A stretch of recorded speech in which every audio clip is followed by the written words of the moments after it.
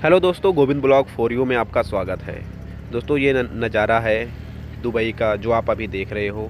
और ये एक सिटी से दूसरे सिटी जोड़ता है, यानी कि देहरा से बर दुबई जाने के लिए जो रास्ता होता है, समुंदर का जो बोट आती हैं ले जाती हैं, इन सभी का व्यूज़ हमारे साथ देखिए और इन्जॉय करिए कि किस तरह से लोग बोट के द्वारा एक सिटी से दूसरे सिटी पार करते हैं एक दिरहम में। यानी कि 1 दिरहम में आपको एक सिटी से दूसरे सिटी जाने का मौका मिलता है बोट से, और लोग आते जाते भी हैं।